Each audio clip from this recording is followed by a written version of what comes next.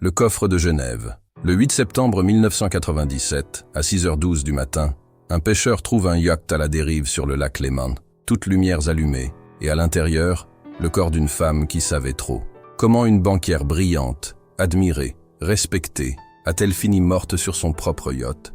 Et surtout, qu'est-ce qu'elle avait découvert de si dangereux que des hommes parmi les plus puissants d'Europe ont décidé qu'elle devait disparaître? Si cette histoire vous fascine déjà, abonnez-vous maintenant. Car ce que vous allez découvrir va bien au-delà de ce que les médias ont osé raconter. Le pêcheur s'appelle André Favre, 63 ans, toute une vie sur le lac. Il a vu des tempêtes, des accidents, des noyades. Mais ce matin-là, quelque chose est différent. Le yacht dérive sans bruit, comme un fantôme blanc sur l'eau sombre. Il s'approche lentement, il appelle, personne ne répond. Juste le clapotis de l'eau contre la coque, un son qui devient de plus en plus inquiétant dans le silence absolu. Il monte à bord. Ses bottes claquent sur le pont, en tech.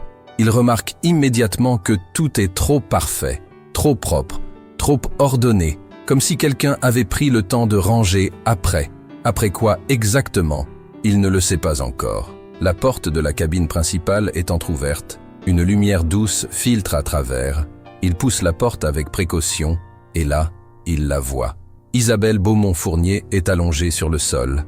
Robe de soirée Dior noire, celle qu'elle portait, toujours pour les occasions importantes. Bijoux Cartier qui brillent sous la lumière. Cheveux blonds impeccablement coiffés comme si elle s'était préparée pour une photo. Mais ses yeux sont ouverts, fixant le plafond. Et il ne cligne pas, ne cligne plus. André recule immédiatement. Son cœur bat trop vite. Il a 63 ans, mais il court comme un jeune homme. Il descend, il attrape son téléphone. Ses mains tremblent tellement qu'il compose le mauvais numéro 2 fois avant de réussir à appeler la police. Ce qu'André ne sait pas encore, c'est qu'il vient de découvrir l'un des crimes les plus sophistiqués, les plus calculés, les plus politiquement explosifs de l'histoire bancaire suisse. Isabelle Beaumont-Fournier avait 43 ans, directrice associée de la banque Beaumont & Cie, une institution genevoise fondée en 1887. 4 générations de banquiers, 4 générations de secrets, 4 générations de silence absolu. Mais Isabelle était différente. Elle n'était pas comme son père Henri, pas comme son grand-père, pas comme tous ces hommes qui avaient appris à regarder ailleurs, à ne jamais poser de questions, à considérer l'argent sale comme simplement de l'argent. Isabelle posait des questions, et c'est exactement ce qui l'a condamnée.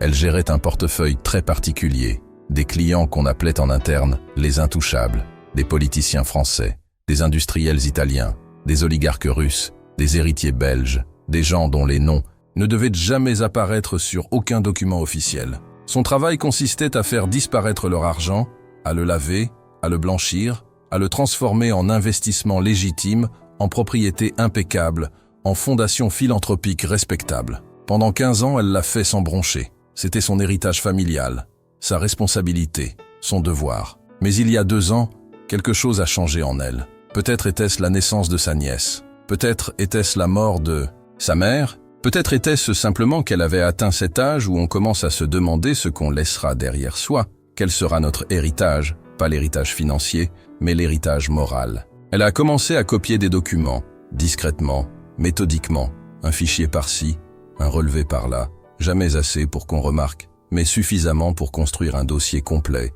une carte précise de la corruption qui traversait l'Europe comme un réseau souterrain invisible. Pendant 18 mois, personne n'a rien su. Elle était trop intelligente, trop prudente, trop parfaite dans son jeu. Mais quelqu'un a fini par remarquer. Laurent Cresson, 62 ans, ancien ministre français de l'économie, actuellement conseiller spécial auprès de plusieurs institutions financières européennes, l'homme qui coordonnait, qui orchestrait, qui contrôlait tout le système depuis les coulisses. Cresson était brillant, diplômé de l'ENA, parcours impeccable, carrière fulgurante, respecté, admiré, invité dans tous les cercles de pouvoir. Mais derrière ce vernis d'élégance républicaine se cachait quelque chose de glacial, quelque chose de profondément dangereux. Il avait construit sa fortune sur la corruption, des pots de vin pour des contrats d'autoroute, des commissions occultes sur des ventes d'armes, des financements illégaux de campagnes électorales. Pendant 30 ans, il avait perfectionné son système et Isabelle menaçait de tout faire exploser.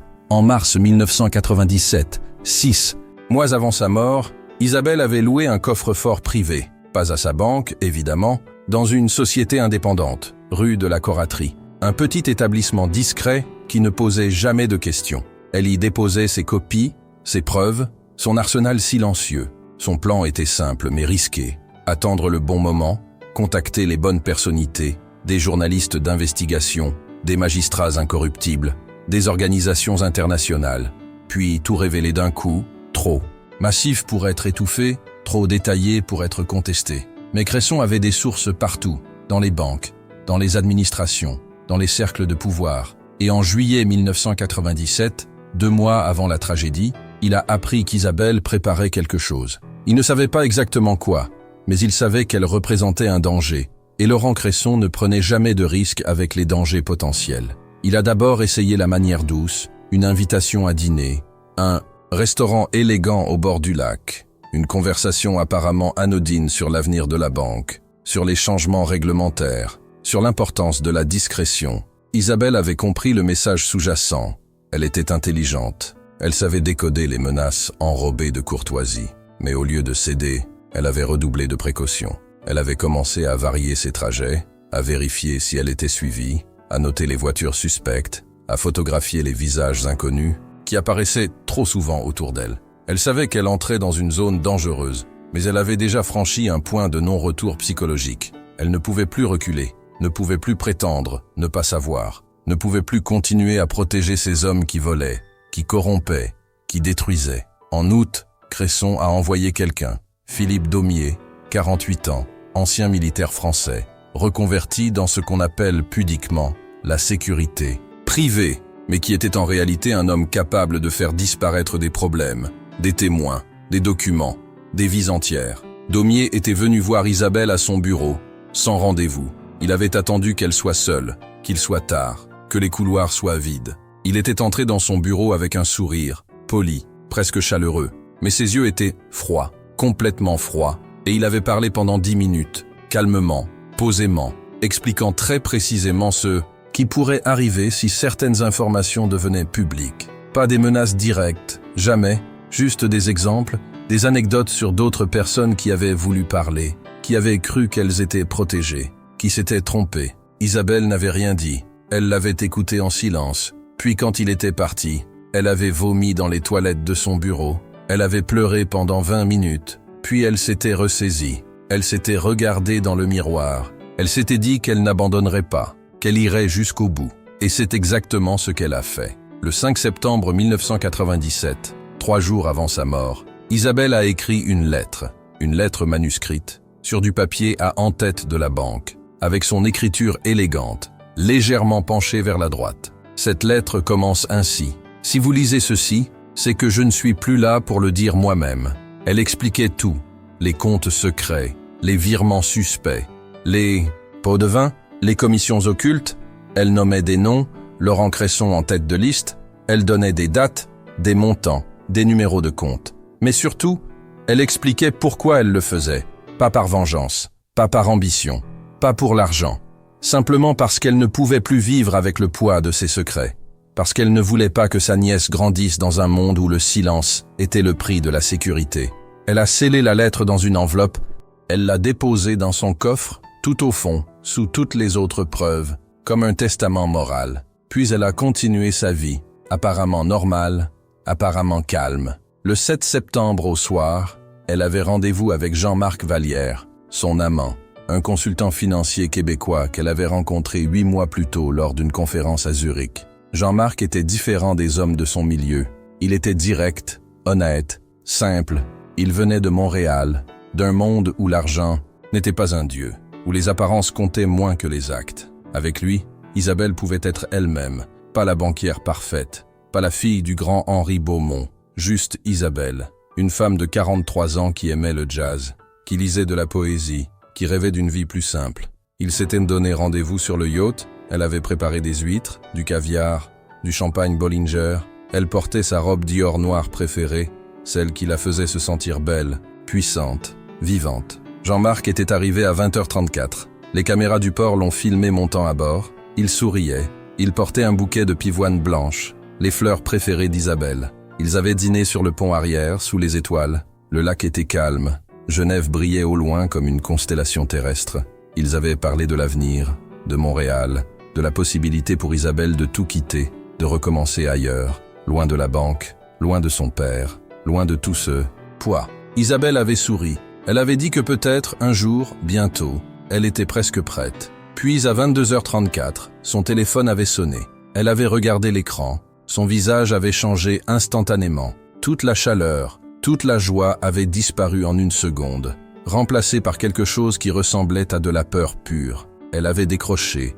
Elle s'était éloignée de quelques pas. Elle avait parlé à voix basse pendant 53 secondes exactement. Puis, elle avait raccroché. Elle était revenue vers Jean-Marc, et elle avait dit, d'une voix étrangement calme, « Tu dois partir. Maintenant, s'il te plaît. Ne pose pas de questions. Pars. » Jean-Marc avait protesté. Évidemment, il ne comprenait pas. Il voulait rester, l'aider, la protéger. Mais Isabelle avait été ferme, presque dure. Elle lui avait dit qu'elle expliquerait plus tard, qu'elle l'appellerait le lendemain, qu'elle allait bien, que ce n'était rien de grave, juste une urgence professionnelle. Jean-Marc était parti à contre-cœur. Un bateau-taxi l'avait ramené au port à 23h05. Il était rentré à son hôtel en se disant qu'Isabelle était étrange parfois, qu'elle avait des secrets qu'elle ne partageait pas, mais qu'il l'aimait quand même.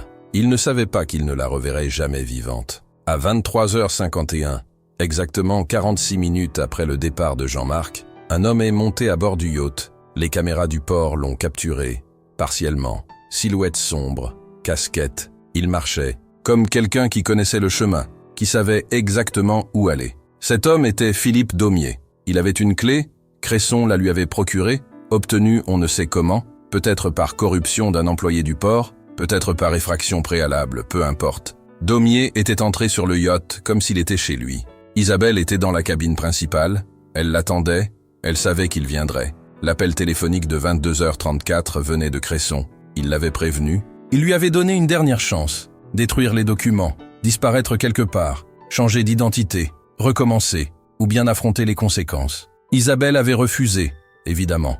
Elle avait dit à Cresson que c'était terminé, qu'elle ne pouvait plus continuer, qu'elle parlerait si nécessaire. Cresson avait répondu simplement « Tu ne me laisses pas le choix, Isabelle. Tu le comprends, n'est-ce pas ?» Et elle avait compris, parfaitement. C'est pour ça qu'elle avait renvoyé Jean-Marc. Elle ne voulait pas qu'il soit impliqué, qu'il soit témoin, qu'il devienne une cible, lui aussi. Quand Daumier est entré dans la cabine, Isabelle était debout, dos à la fenêtre. Elle ne pleurait pas, elle ne suppliait pas, elle le regardait simplement, avec ce mélange de peur et de dignité qui caractérise les gens qui savent qu'ils vont mourir, mais refusent de s'humilier. Daumier a posé son sac sur la table. Il en a sorti une bouteille de Macallan 25 ans, 2 verres en cristal. Il a servi, lentement, méthodiquement, comme s'ils étaient simplement 2 connaissances, partageant un dernier verre. Il a parlé pendant 10 minutes, essayant une dernière fois de la convaincre, expliquant que ce n'était pas personnel, que c'était juste du business, que si elle acceptait de détruire les documents, il partirait, elle vivrait, tout le monde y gagnerait. Isabelle a secoué la tête. Elle a dit non, simplement, fermement, définitivement. Daumier a soupiré, comme si ce refus le contrariait. Vraiment, comme si ce n'était pas ce qu'il voulait. Puis il a sorti une petite fiole de sa poche, de la digitaline liquide. Il l'a versée dans l'un des 2 verres. Il a mélangé avec une cuillère en argent qu'il avait apportée. Il a tendu le verre à Isabelle. « Bois !» Isabelle a regardé le verre. Elle savait ce qu'il contenait. Elle savait ce qui allait se passer. Elle aurait pu refuser. Elle aurait pu se battre, crier, essayer de s'échapper. Mais elle a pris le verre. Elle l'a regardé dans les yeux et elle a dit quelque chose que Daumier n'oubliera jamais. « Vous croyez que me faire taire va arrêter la vérité. Les documents existent. La lettre existe. Vous avez déjà perdu. Vous ne le savez juste pas encore. » Puis elle a bu, lentement, le whisky et le poison mélangés. Elle a bu jusqu'à la dernière goutte. Elle a reposé le verre. Elle s'est assise sur le canapé en cuir blanc. Elle a croisé les mains sur ses genoux et elle a attendu. La digitaline agit en 20 à 30 minutes. Elle ralentit progressivement le rythme cardiaque jusqu'à l'arrêt complet. Ce n'est pas douloureux physiquement. C'est comme s'endormir de plus en plus profondément. Mais psychologiquement, savoir qu'on est en train de mourir, minute par minute, c'est une torture d'un autre ordre. Daumier est resté.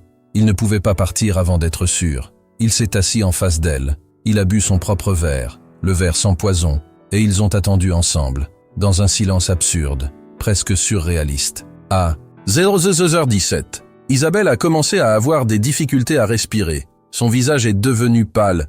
Ses lèvres ont pris cette teinte violacée caractéristique. Elle a essayé de parler, mais les mots ne venaient plus. Juste un murmure inaudible. À 00h23, son cœur s'est arrêté. Daumier a vérifié son pouls. Il a attendu encore 5 minutes pour être absolument certain. Puis, il s'est levé. Il a essuyé méticuleusement les surfaces qu'il avait touchées. Il a emporté son verre, sa cuillère, sa fiole. Il a laissé l'autre verre, celui d'Isabelle, à moitié plein, comme une mise en scène suggérant un suicide élégant. Il est parti à 00h27. Les caméras l'ont filmé quittant le yacht, marchant calmement vers le parking, disparaissant dans la nuit genevoise. Mais il avait fait une erreur, une seule, microscopique, presque invisible.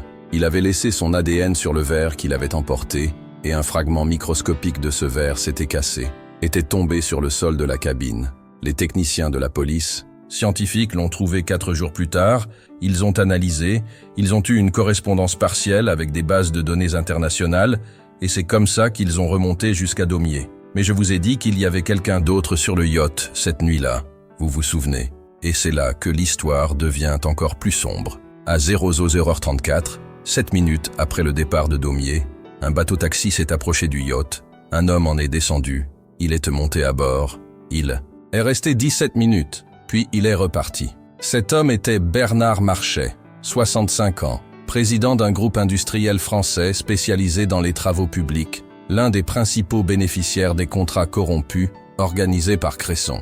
Marchais avait reçu un appel de Cresson à 00h20. Il y a eu un accident. Il faut nettoyer. Maintenant. Marchais était à Genève ce soir-là. Pas par hasard. Cresson l'avait convoqué. Au cas où, pour gérer les conséquences, pour effacer les traces. Quand Marchais est monté sur le yacht, Isabelle était déjà décédée. Elle était encore sur le canapé, les yeux ouverts, dans cette position étrangement paisible que prennent parfois les morts récents. Marchais a paniqué, malgré toute son expérience des affaires troubles, malgré toutes les corruptions qu'il avait orchestrées.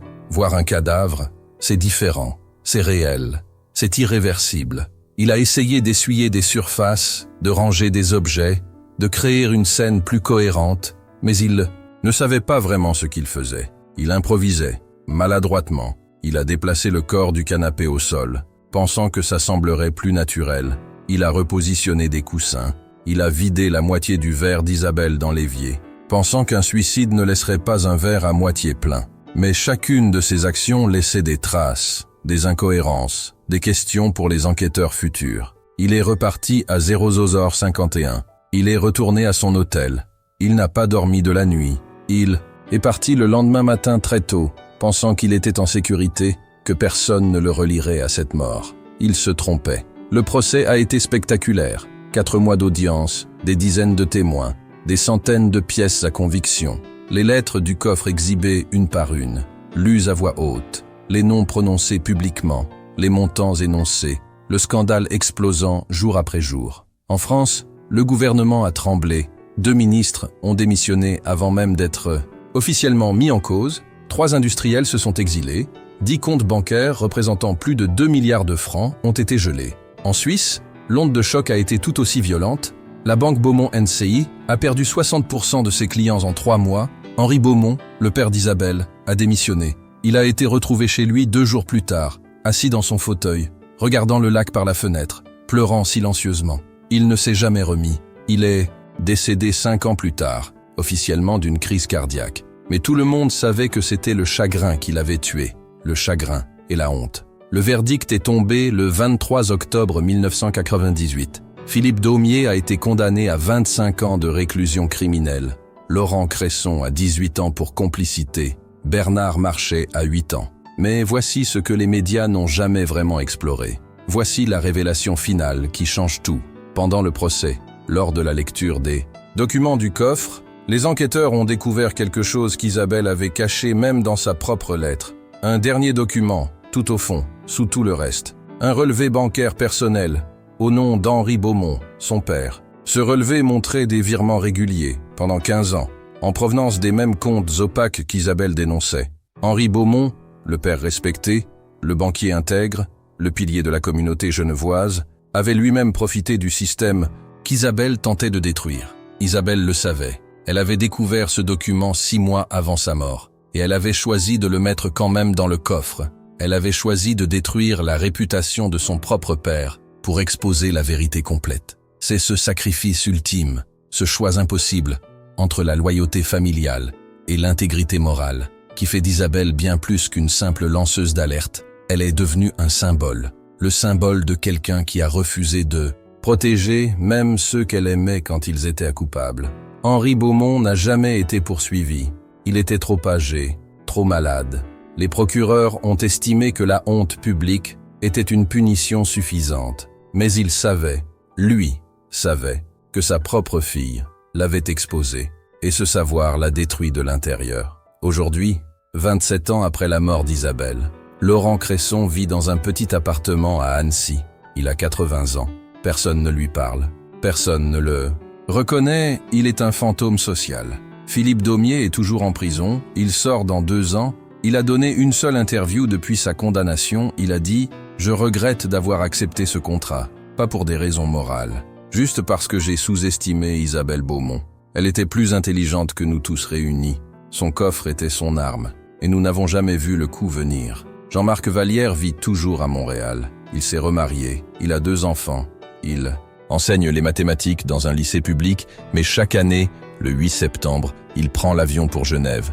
Il dépose des lys blancs sur la tombe d'Isabelle. Il reste 15 minutes, et il repart sans dire un mot à personne. Le yacht a été vendu, rénové, rebaptisé. Il navigue maintenant en Méditerranée. Mais les marins du lac Léman racontent toujours son histoire. Ils disent que certaines nuits calmes, quand le lac est noir comme de l'encre, on peut voir un yacht blanc dériver lentement. Toutes lumières allumées, portant le fantôme d'une femme qui a refusé de se taire. Isabelle Beaumont-Fournier avait raison sur une chose. Daumier et Cresson avaient déjà perdu le jour où elle avait scellé ce coffre. Ils ne le savaient juste pas encore. La vérité n'est pas toujours immédiate. Elle n'est pas toujours victorieuse dans l'instant. Mais elle est patiente. Elle attend, cachée dans un coffre rue de la Coraterie. Et tôt ou tard, quelqu'un l'ouvre. Mais voici les questions qui restent.